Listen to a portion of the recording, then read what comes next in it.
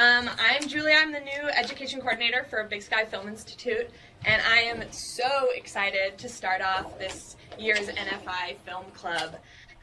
This film club is supported by a grant from the Academy of Motion Picture Arts, and this is our second year doing it. The NFI Film Initiative helps to bring Indigenous voices to films with our film festival, also into classrooms, and inspire Native American media arts community. And we are really, really jazzed about it. So thank you guys for tuning in, and we have 12 schools with us today, which is amazing. We will be hearing from Daniel Glick, the director of Bring Them Home, and we also have Mike Jetty and his father, Bud Jetty, with us, with the Montana Office of Public Education. Mike Jetty is an Indian education specialist, so we will be able to have a really intense and collaborative dialogue about the film and Native American history. And so if you guys don't mind, why don't we start with Daniel, if you don't mind introducing yourself and maybe saying a few things about the film, and then we can bring it over to Mike and Bud. Yeah, hi, I'm Daniel Glick. I directed Bring Them Home. I'm not Native, but I was working with the Blackfeet about 3 years ago to make another film about protecting some of their land from oil and gas development. And so I got to know a lot of them up there. And when I was working on that film with them, I saw their buffalo herd. So they have this herd, this bison herd in the summer right along Highway 2 outside of East Glacier. And you can just drive past them, and you can kind of walk pretty close up to them through along the fence line. And when I saw that herd while I was working on this other film, I just wanted to make like a film about them. Ever since I moved to Montana about 5 years ago, I was thinking a lot, and even like had a dream about making a film about buffalo, and so I was just looking for an opportunity. And I saw that herd, and through some of the folks I met up there, I met the head of the Blackfeet Buffalo program, and found out that they do this buffalo drive twice a year because they have these two separate ranges that they have to drive the herds to. So they have one along the mountains and then one 30 miles away from the mountains. And so twice a year they have to drive their whole herd of about 500 across the reservation to the winter range and then back for grass and water reasons. So I found out about the buffalo drive, and I was like, I just asked, "Guy, can I film that?" And it was more like I just wanted an excuse to be on it and just go experience it with the people. So that's how the whole thing started. It was really just a way to experience the drive, and we made this film. So this film is the fruit of our endeavor. It was this 3-day drive, and we just filmed everything, and then we completed it at the end of last year, and then showed it at the Big Sky Documentary Film Festival in January, and we've been showing it other places since. Great, and we're so excited to have it as kind of a starter for our film club. And Mike and Bud, do you mind introducing yourselves and maybe saying a few words before we... Can I pause just 1 second, Mike? Students, if you see Daniel and he looks kind of weird, like sort of pixelated and not, or maybe just a blue screen, it's just because his internet where he is isn't as strong as maybe it is in his school. So just listen to him and look at his pixelated face. Sorry. Yes. Go ahead. Sorry, I work out in like farmland, and the internet is terrible. It's terrible. Yeah. You're doing fine. Go ahead. See the essence of you. Yeah. Go ahead, Mike. Wahamitaki api, yuha chante waste nape chuzapado, ampetu nino wastedo. Hello, my relatives. My dad and I greet you with a handshake from our heart. And it's a good day today, and we're really honored to be here sharing some things with you today. So I'll let Dad introduce himself there. Mataka ye wasi. but that means that we're all related. We believe that all creation is related in some way. And what's your name then? Alfred Bud Jetty. And we're both members of the Spirit Lake Dakota Nation. And we're glad to be here today. Just everybody do this out there. I want to see everybody in the classrooms doing this. And then go like this. And then go like that. All right, one more time. Go like this. Go like that. Go like this. All right, you've just had your handouts, your overheads, and your PowerPoints. Got to do that. So we'll be here today to share a few things, and we'll turn it back over there, I guess. So, and then I've got some stuff to share about traditional culture, and maybe end it with a little song here and a couple stories. So. Yeah, we would love that. We will start things off with our film clip from Bring Them Home. So we will all watch that, and then we will open it up for questions and have a little dialogue. Bear with me while I use the Mac.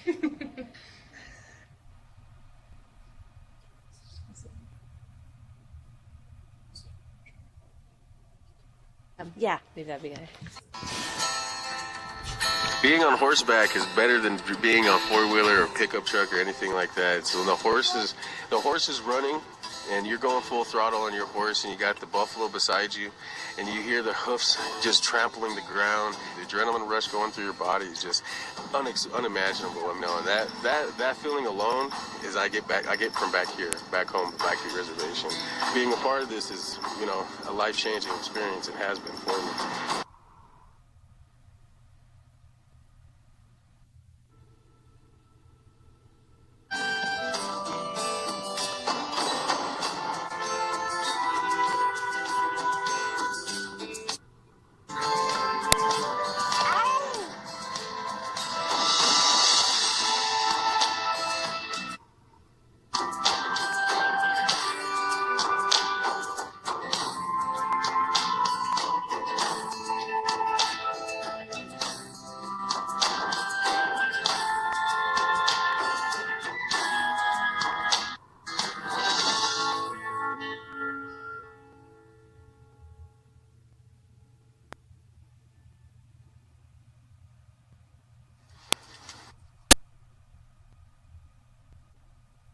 We have a lot of stories and a lot of ceremony that involve the ini.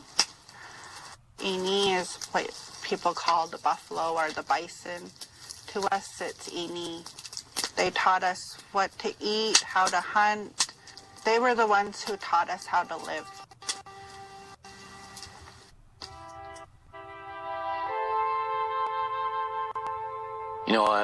I always talk about us as a tribe and Indian people being one and the same as buffalo. Buffalo were killed off to make way for the settlers, for their cattle, and I believe that's the way that it kind of went the same with us as Indian people. They needed to get us out of the way, both the buffalo and the Indian, to make way for the settlers to come in here. And buffalo now they're restricted to areas. You see all the other wildlife, elk, deer, they can come and go as they please everywhere. But buffalo, they won't let them come and go as they please.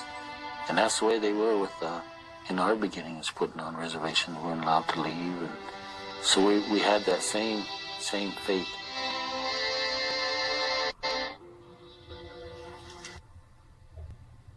And today, the challenge is not how Ini takes care of us, but how we're going to take care of Ini. We tend to talk about Ini as part of our past, but he's very much part of our future. Go ahead. All right. Here we go, big again. There we go. She's on the computer screen. There we go.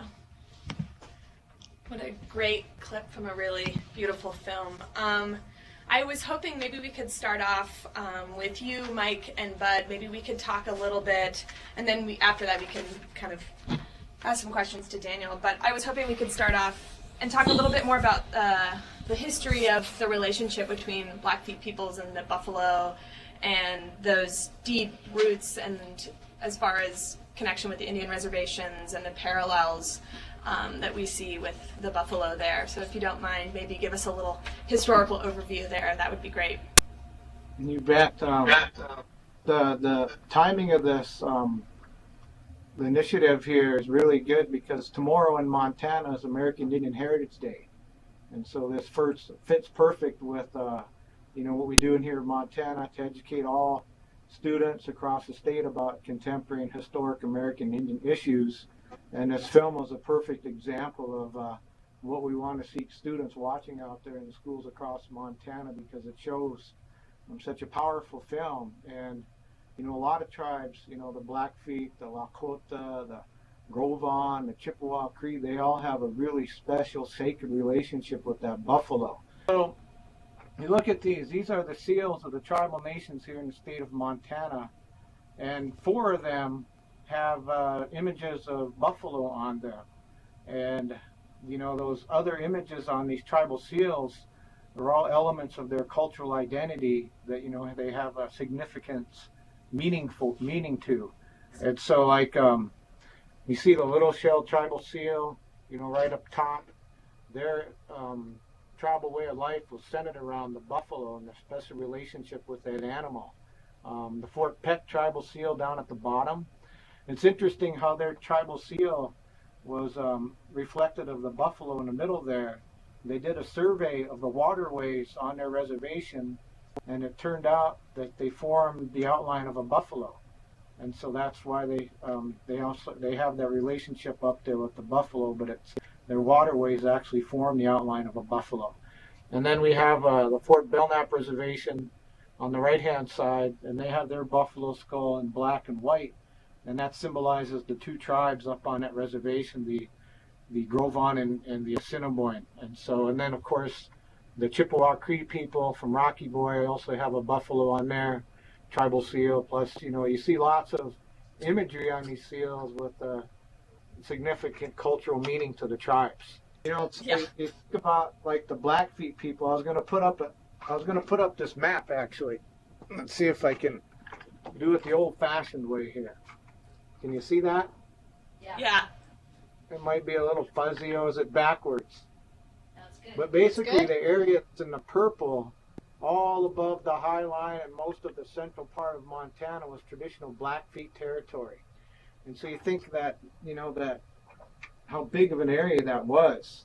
And, they'd go out and they'd hunt buffalo, and they would bring them back to their camps in the mountains. And it is really a powerful story. And how what's happening up there today, bringing those buffalo back, with all the tribes here in Montana, is very symbolic of what happened. And I think it was mentioned in that clip. Buffalo are coming back. I think languages, ceremonies are coming back. There's a revitalization going on out there in Indian country, and it is pretty powerful. So, and I think, Dad wanted to mention something about one of his nephews. Yeah, for a great number of years, my nephew, by the name of Raymond Jetty, took care of the buffalo over in Spirit Lake Reservation in North Dakota. And he knew a lot of other people from different reservations that took care of buffalo too. So I just wanted to mention that. And they had about, I guess, between 30 and 40 buffalo there. And I don't know how many they have now, because I haven't lived over there for a great number of years on the Spirit Lake Reservation. Yeah, so that's a good example of what's happening up there in Blackfeet country is going on with different tribes all across Montana and the U.S. that had that cultural relationship with the buffalo. So is that kind of sounding good so far? Yeah, I think it's really powerful, that kind of modern day cultural rebirth. And Daniel, I was wondering if you could maybe say a few factors that make it difficult to work with these big animals, since you were on the ground there with your camera working closely with the tribe. And it maybe, in the film it seems like there's an emphasis on weather and animal behavior and resources. Do you think you could speak a little bit to when you were making the film, what were some challenges there, and if your experience there? Yeah, it was, I mean, each day, it was 3 days, and so the film had, for those who didn't see it, it's broken into 3 days. And day one, I mean, none of our crew, there were about 6 of us who were there, none of us had ever filmed bison before, ever. And so day one was like all about just learning and figuring it out and panicking. And you know, when the drive starts, I mean, the bison, they're ready and they just bolt, like they just start running. And then it took us 2 or 3 hours to catch up. And they just were going and going, and we were just figuring out how to do it. And then so it was just learning how to, the space that we're supposed to have, and just kind of learning the proper distance, because you don't want to get in their way, or they'll just kill you. I mean, one hit from them will knock you out. They're very, very, very powerful. And so and then day 2 was all about, we got a storm. It just started snowing, and all day 2 was snowing. And so we had 3 camera people in 4-wheelers just driving through the blizzard, and just ice on their beard and everything. And but then day 3 was, things just opened up and it was clear skies again. And at that point, I mean, for us, it was just a whole learning experience. We didn't really know exactly what to expect. So it was a lot of improvisation, and then day 3 was a lot about just following the Blackfeet and trying to learn from them and mimic them, and not get closer than them. We had, our camera guys on the 3rd day was the coolest, because it was clear skies and they were just running for 9 miles in open plains, and we were driving like 30 miles an hour right next to them. And our camera guys, you start to learn what the limits are. Our camera guys got bluff charged once as we were just kind of riding alongside them, but it was a lot of learning, their behavior, and in knowing that, if you give them space, they're fine. Like, they're not going to mess with you. They just want to do their thing. And so that was, a lot of the experience was just learning how to relate to the animal, and learning from the Blackfeet, like how to relate to the animal and how to give it the respect and the distance needed to watch them. And so there's a lot of caution. And then it was also just, we slept in that teepee overnight, and it was bitter cold and super smoky. And a couple guys slept with their heads outside of the teepee because it was so smoky inside. It was a challenge to do it. Wow. Yeah.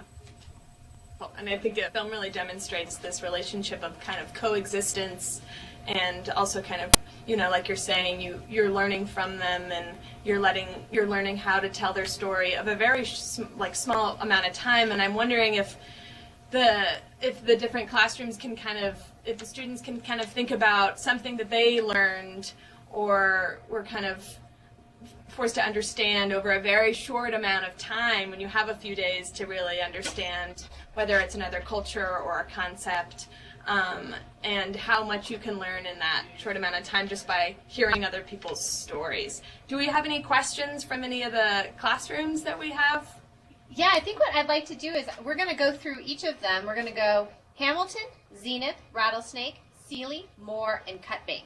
So start thinking about your questions, and we're going to go ahead and start with Hamilton. Go ahead and unmute your microphone. Can you hear us? Yes.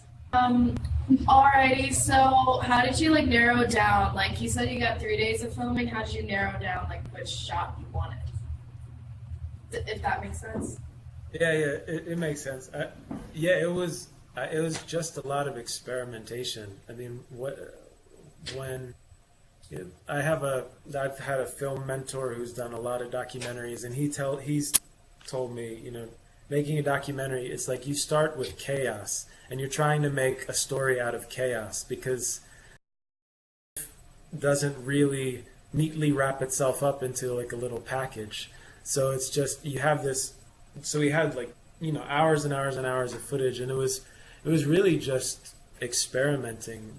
In the editing process is like, all right, figure out what are the key moments. And the beginning was the hardest part, because we were so unprepared for the beginning, and then how the buffalo just took off and everything started before we were really ready. So it was really just a matter of figuring it out, figuring out what do we have, what are the scene moments, and then we went back again once we had a sense of the structure, and we did a few additional interviews to fill in the gaps. So that helped us to knit things together. So we had these story pieces that weren't exactly flowing, but we knew what might help them flow, and then we went back and did some additional interviews that helped together.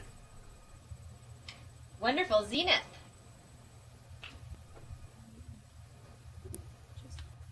Is it just one question, or are you guys gonna go on to the next? We're gonna start with one, and we'll go through, and then we'll come back and do more questions. Okay, cool.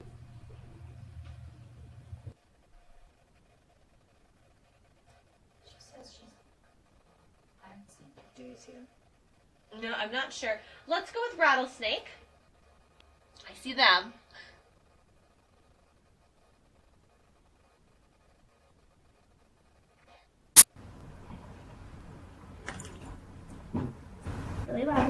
Okay, my question is, when the settlers were killing the bison, about how many bison were left?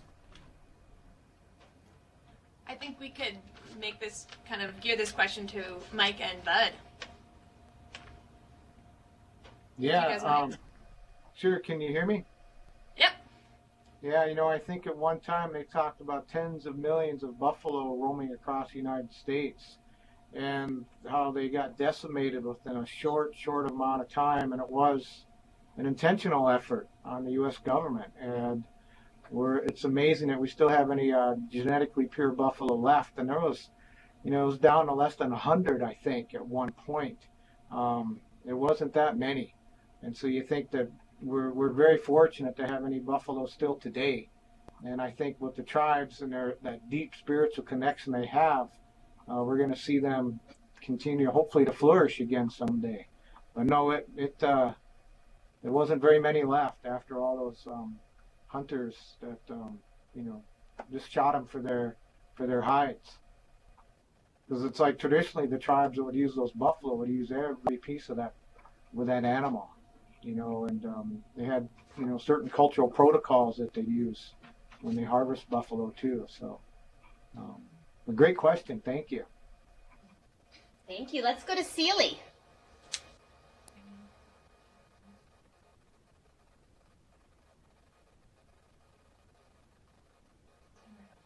Oh, Sealy might have had technical issues. How about more? Oh, I see more down there. Oh, Sealy, are you there? We're here. Oh, great. We can hear you, I think. Go ahead, Sealy. Oh. Or more. There's more. We'll have more. Did you guys Just go ahead. Did you guys ever have times when you weren't helping the buffalo?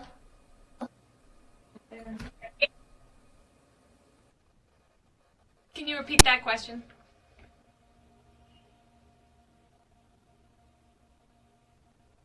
Did we hear it? We missed that question. Did you ever have time?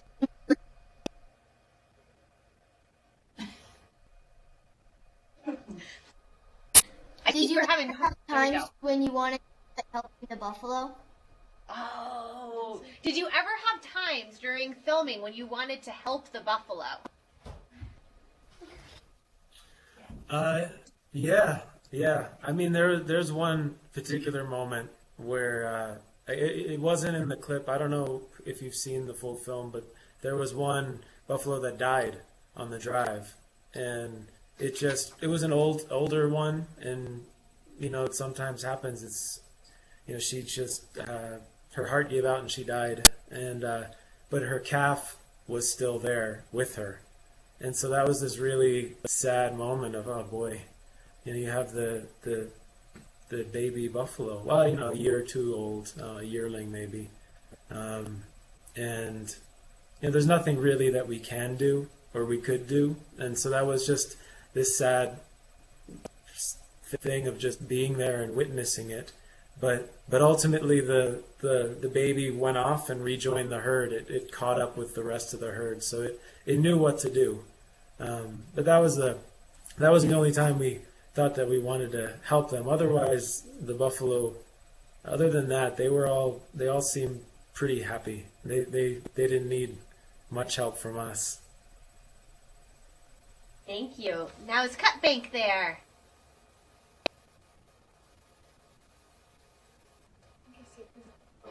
I think so too.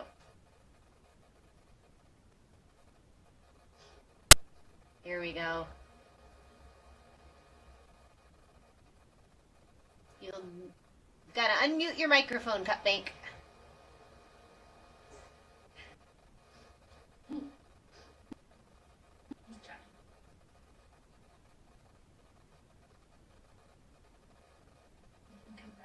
Yeah.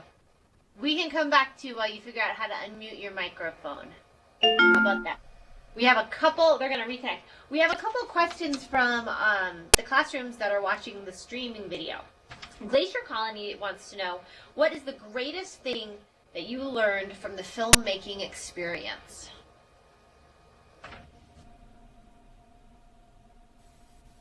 That's a good question. Yeah, I think I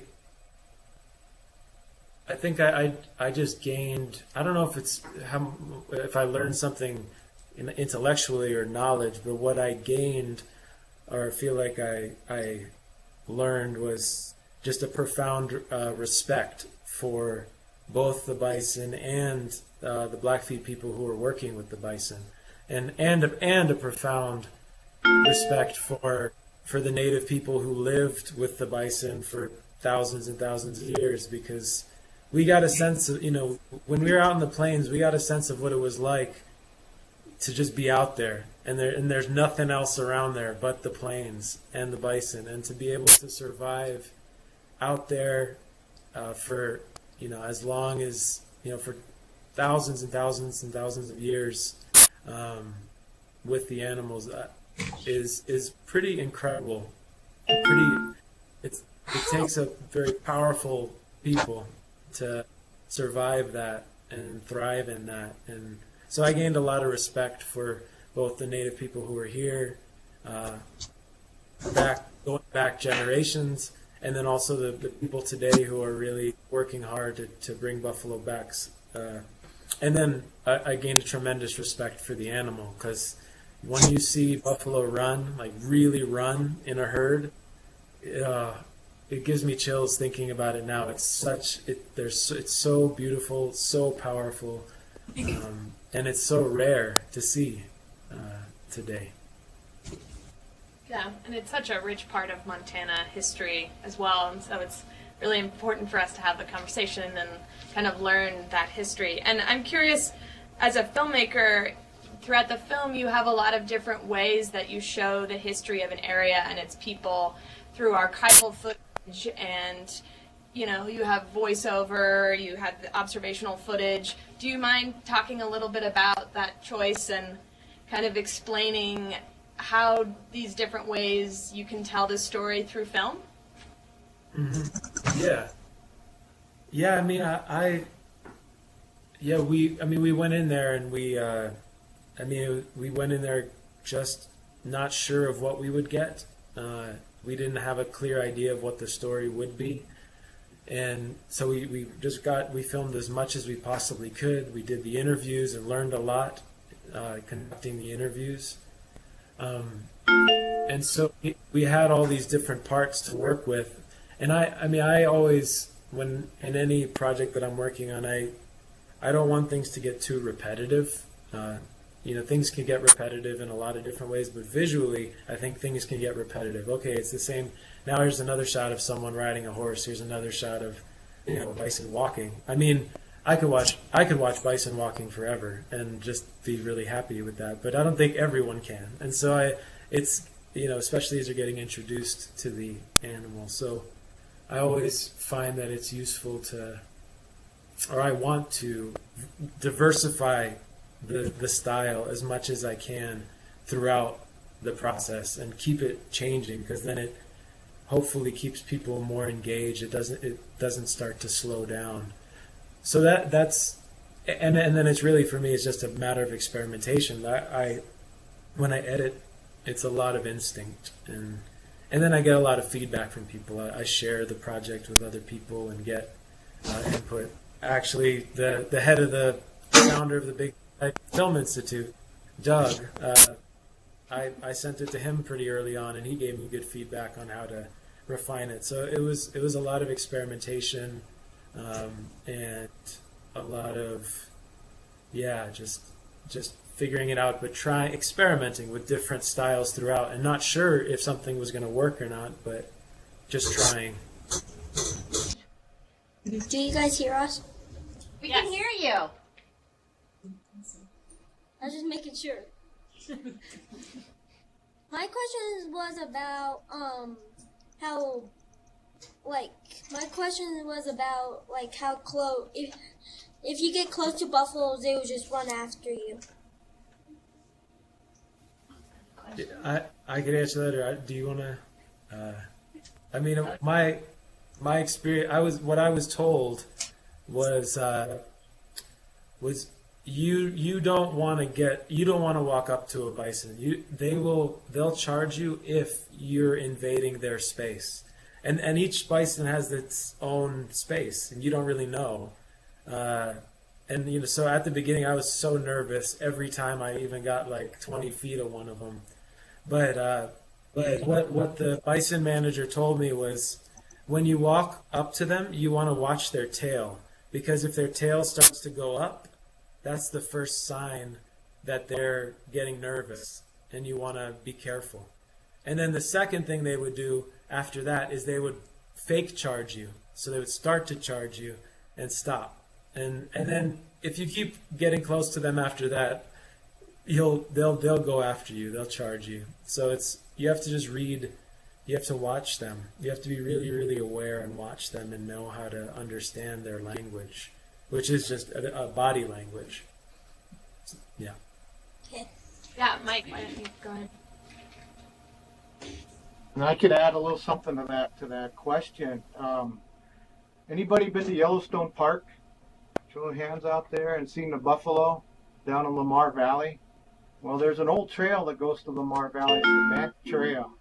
And it was a trail that is used for thousands of years by the tribes in that area. And so several years ago, my wife and I were out hiking, and we're probably 2 miles into the park, way off the road. And there was a big bison bull there, about maybe 40 yards from us. And so my wife had a nice camera, and she starts taking pictures. And like a lot of tribes, Blackfeet included, we have songs that we sing to the buffalo. And so I'll share one of those here in a little bit. So my wife's taking pictures, and I start singing this really old song that the words are, today is a sacred day, and the Buffalo Nation, once again, we need you, we depend on you, we need you, and hear me, hear my voice. And so it's a song asking the buffalo for help.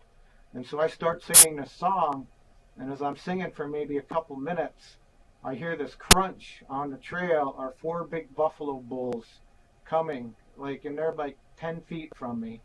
And I stop singing. I look behind me, and right away my wife goes, "Keep singing." And so I kept singing that song, but those bulls walked right beside me, and I'm looking at them eye to eye, but I was praying the whole time, and I was thanking them for this relationship that we've had with them for thousands of years. And they walked by me, and that was a very profound moment. They went over to their friend, but then afterwards, right after that, my wife came up and she said, "Boy, if one of those guys would have flipped you up in the air, I could have got a new picture for the Yellowstone brochure. Don't approach bison." Me flying up. That was a powerful moment I'll never forget in my life. I didn't intend to be that close, but it happened the way it did. So. Oh Yeah, man, and I've been and I've been told that if the bison come to you, then then chances are you're fine. You just don't want to go to them. I don't know. And this is for Mike and Bud. They're wondering what could they do to help with the Buffalo Drive, or just to help the Buffalo population in general. A great question. You know, one of the things I might suggest is learning more about what happens down in Yellowstone Park with the bison in Yellowstone. I think, was it Daniel, you mentioned Doug, and he did some filmmaking down there on the buffalo, one called Facing the Storm. Our office actually sent that out to high school libraries across the state of Montana to learn about what's happening still in Yellowstone Park with the bison and this thing called brucellosis, and so I think just learning more about that, and whatever you can do to encourage the Park Service and the Montana Department of Livestock and those groups to let the tribes have their buffalo. It's like the Yellowstone Park's willing to donate them to the tribes and work with them, but that for some reason it's still a controversial issue, and it shouldn't be. And it's like, so maybe learn more about some of those contemporary issues. Whatever you can do. There's a great group called the Intertribal Bison Co-op. That'd be a good group to check into. But I know that there's big movement out there in Indian country, and so I guess anything you could do to educate yourself a little more about it would be good. There's another good film called The Return, and it talks about the buffalo from Yellowstone going up to Fort Peck. And if you're in high school, we actually have a really good curriculum.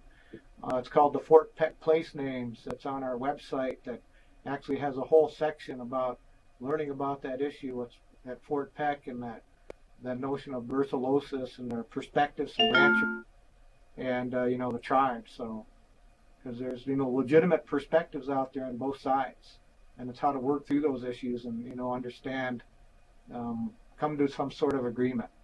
So, yeah, great question. Yeah.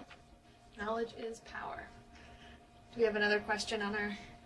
We do. We have one for Daniel. How long did it take you to pick out the moments that you wanted to show on the film? Yeah, that's a good question. The whole editing process was a few months. It wasn't like every day, but it was... it took maybe, it took a couple weeks to go through the first time and just look at what we had and find what we had, and then probably within those first 2 or 3 weeks was when I picked out the big moments, the scenes that I'd like to have in there, but then it took another few months after that to refine it and figure out, okay, maybe we need this too, or maybe we need this too. Thank you. What I want to do is I want to give everyone that's left, we had a few classes that had to leave because our class periods changed. I'd like to give the other classes an opportunity to ask some other questions. So we'll start with Rattlesnake, and then we'll have, is that Moore that's still on? And I think we have Cutbank on. Yeah. So we'll go with them. So we're going to start with Rattlesnake first. I was wondering what inspired you guys to film this movie or documentary. Yeah, it was pretty simple. It was just I just wanted to spend time with buffalo. That's pretty much it. I had never spent much time around them except seeing them in Yellowstone, and I was just from the first time I saw a buffalo, I really just wanted to spend time, and this seemed like a really great way to do it, because not only would I get to be around the buffalo, but I'd get to be with people who know a lot about the buffalo, and then also I'd get to see the buffalo run, and that's a whole other thing from seeing a buffalo just standing there. There's a tremendous power just standing with the bison, with the buffalo, but when you see them run and you see like 500 of them running together, it's I'll never forget it. ever. So it's just, but at the beginning it was just an excuse to be with buffalo.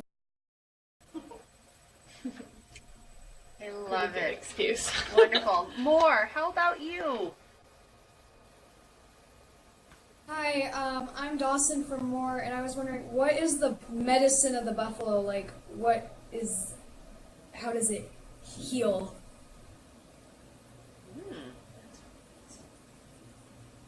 I don't think that's for me. Yeah, Mike and Bud, do you guys want to take that one? Well, I guess basic thing is life. The buffalo was your brother. It was treated as a relative. Like Dad said, Mitako Yasi. That means we're all connected. Like, we're all connected here, but we have this relationship with those animals. Like, I'll give you a good example of, like, health. The Crow people knew at a certain time of year to eat, I think it might have been the liver or kidney, something raw. And they've done some scientific research to find that you get the most nutrients and benefits from that animal at a certain time of year because of what they're eating and how the plants are at that time of year in their growth cycle, that it's the healthiest for you. And so it's amazing some of the science that people understood regarding that animal that they developed for thousands and thousands of years. Like, oh boy, I'm sick at this time. It's like, well, if you eat this buffalo this time of year, it might help with this thing you got going on inside. But then another way, you think about health, and we talk about, music and songs and ceremony. And the buffalo played a major role in a lot of ceremonies with the Blackfeet, with the Dakota, with a lot of those tribes. And those contributed to the ultimate health of the tribe. So, use the buffalo horns for water, use the stomachs for, containers, the hide for your clothes. You said it was cold in those teepees, Daniel, huh? It's like, but then if you, pile and you get those lining the teepees, it's a pretty cozy deal during the wintertime. And so, you use every piece of that animal in a way to help improve your life, but you don't take it, you offer, something to the essence of that animal, whether it be tobacco or a prayer, you thank it. And so you always make sure to give thanks, before you take anything. So, I was going to just share a song, maybe now or later. Or Yeah, let's do it now. That would be great. This is a really, really old song, probably thousands of years old. And the words are, I said them earlier, we depend on the Buffalo Nation. And so before my dad and I came in here, we took some sweetgrass from this drum here and smudged it off, and we said a little prayer so we could come in here and do things in a good way. And so I'll sing this song. This is actually the song I was singing when those buffalo walked by me in Yellowstone Park.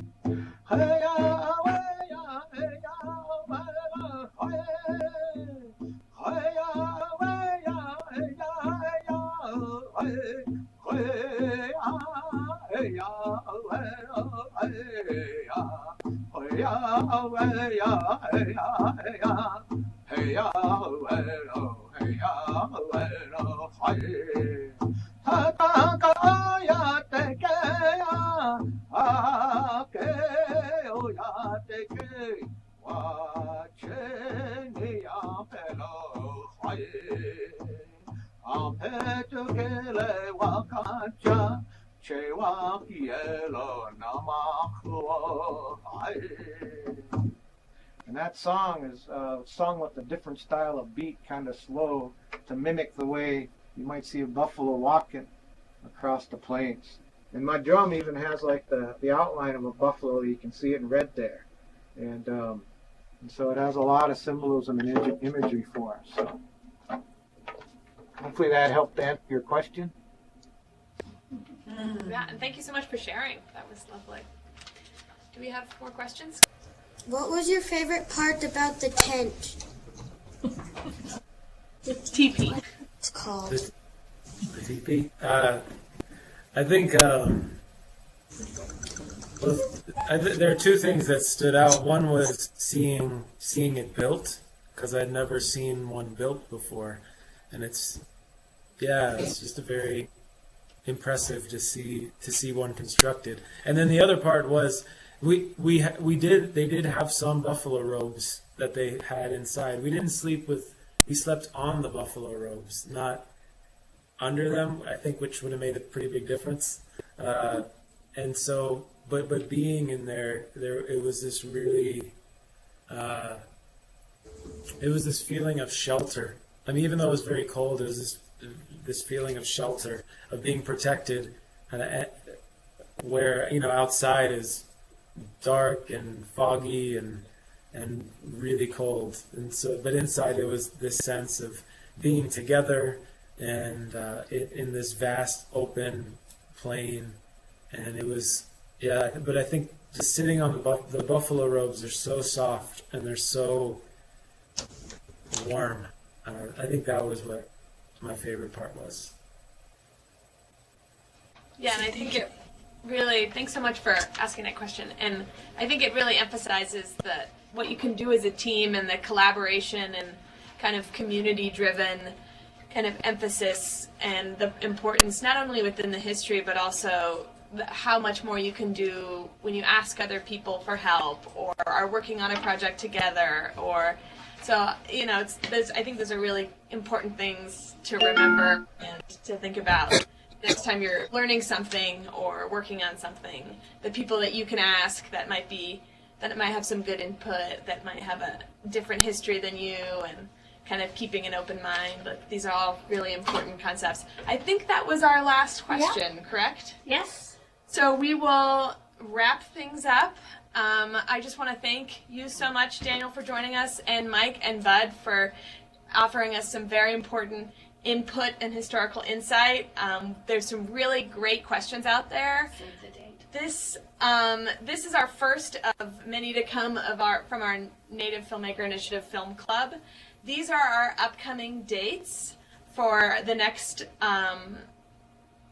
discussion screenings that we'll have. October 25th at 1:15 we'll be screening Badger Creek, and we will have the director Jonathan Skurnick with us for discussion. So we will be sending that link out, and it's important to remember to think of some really good hard-hitting questions.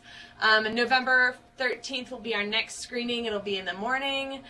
January 8th is the next one. I know these are a little far out, but we're just wanting teachers to put it in their calendar, and we're still deciding on those films.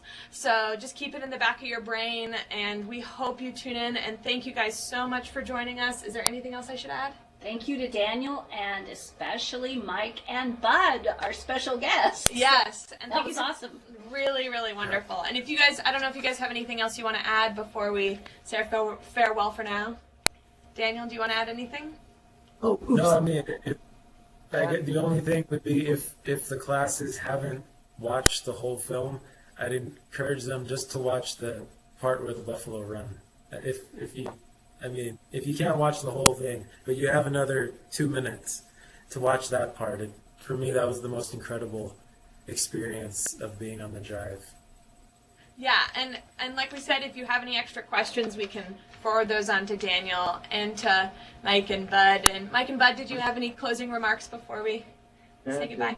I was just going to say that I was educated in Native American boarding schools that were run by the Catholic Church. And they never told us anything about our culture. I guess they thought we knew, being we came from there. And that's about all I know about it. But they never said anything about buffalo or things like that. So we learned English, and that's about all we learned. Was the Native American way was not taught there. It was the ways that the white people had been living. We were taught to be white people. Although my father, he knew how to talk our language, but he was married to a Chippewa woman, so they never talked together. As a youngster, I never learned how to talk my native language, although I knew a few words. So that's where I stand. And I think it's cool, though, to see that buffalo coming back as a resurgence in Native culture and language, and we're seeing that all over, and I can speak to that myself. And so it's powerful. And so thank you, Daniel, for sharing what's happening with the Blackfeet. What a great story to put out there. So And thank you for having us on. Yes, I say thank you guys too. so much. Thank you for sharing. And if you have any extra questions, really don't feel shy. We encourage them, and that's why we have this. So mark your calendars for the next film club event, and we will keep you on our radar. So thanks so much for joining us, and until next time.